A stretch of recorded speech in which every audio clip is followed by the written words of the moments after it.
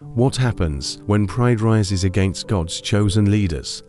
In the wilderness, a man named Korah led a rebellion against Moses and Aaron, but the way God answered shook the ground itself. The Israelites were on their way to the Promised Land, but they weren't all happy with Moses and Aaron leading the way, not even close. A man named Korah, part of the tribe of Levi, got 250 other respected community leaders on his side.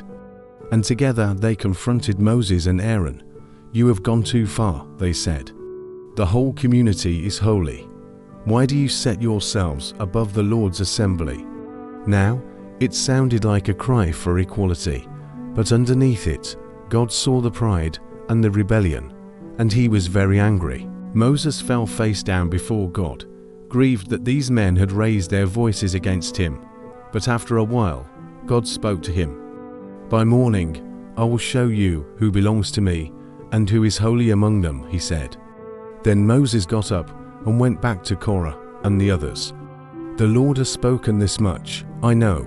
You Levites have gone too far. Is it not enough that God has set you apart to serve in my tabernacle and be my ministers before him and his whole assembly to burn incense and make offerings to the Lord?"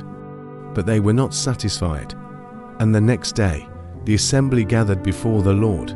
There was a tent meeting. And as Moses and Aaron stood before the Lord's presence, God's glory appeared above the tabernacle. God's anger burned against the entire community of Israel.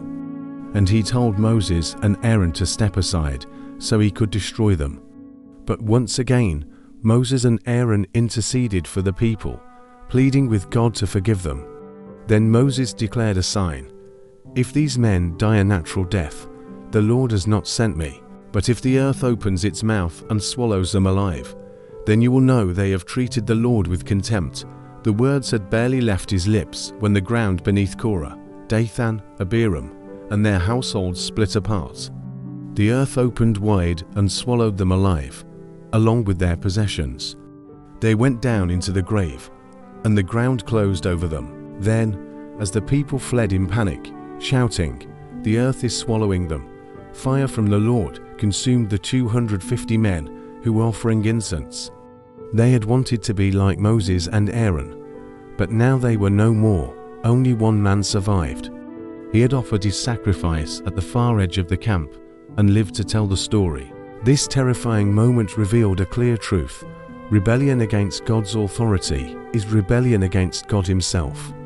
God has called us, just like Israel in the wilderness, to walk humbly with him and trust his chosen ways. He has given us his word, which is true in every age. Let us remember that no matter how tempting it may seem, rebellion against God's word will always lead to destruction.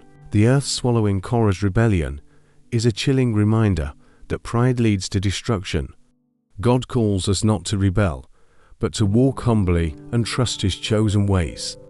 The question is, are you living in submission to God, or are you standing in rebellion against him? If you find this interesting, please like, share, subscribe, and drop your comments so we can keep bringing you more interesting and captivating Bible stories like this.